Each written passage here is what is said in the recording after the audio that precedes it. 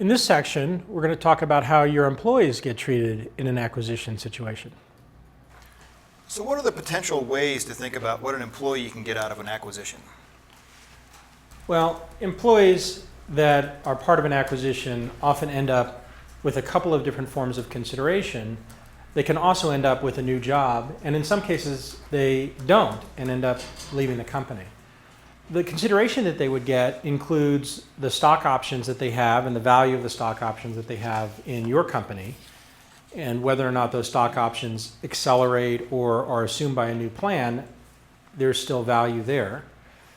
Oftentimes there's a carve-out that's part of the acquisition consideration that's an incentive that employees get for sticking around post-acquisition. And then of course there's the upside of working for the acquirer, which in some cases is quite attractive because the acquirer might be a larger, more interesting company, more vibrant company, or just a company where the employee can learn something for a couple of years. So there's lots of different dynamics around that, both in upside acquisitions as well as ones that aren't as successful.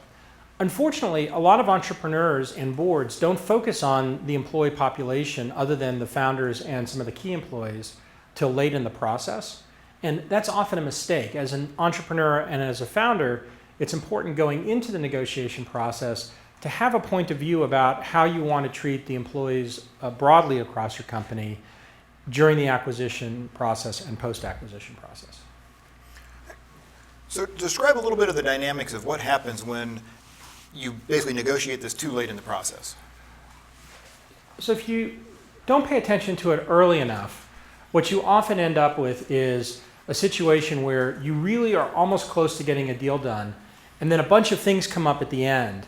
And from a buyer's perspective, if the buyer is fair, often those things will be able to be worked through pretty easily. But if for some reason the buyer feels like you've squeezed every last bit of consideration out of them, or it's a buyer that's focused on winning a zero-sum negotiation where they want to win every negotiation point, it's often a situation where you are fighting to try to get something appropriate for your employees, many of whom often you want to stay and be motivated to work with you on a go-forward basis. So waiting too long is a mistake. Starting too early and over-negotiating it too early is also a mistake because you often don't have a good point of view about what the whole deal looks like. However, you can have a frame of reference for how you want your employees to be treated on a go-forward basis, and that can play into how you negotiate all the terms. And assuming you sort of skillful about when you have this conversation in the negotiation, how contentious is this issue usually? It again varies usually by the importance of the employee to the business on a go-forward basis. So for senior execs in the company, oftentimes the buyer will want those senior execs to sign up to some kind of agreement on a go-forward basis, or they'll want a certain number of them to sign employee agreements or employment agreements as a condition of closing the deal. So in that case, you have a situation where you have multiple negotiations going on, including with your existing employees. At lower levels in the organization, it's usually not the case that the buyer is focused on getting employment agreements signed up for everybody, but there are often releases or other kinds of things that the buyer will want different employees to sign. And if you don't understand that in advance and you leave that to the very end, there's often this mad scramble to get all the pieces put in place. Questions?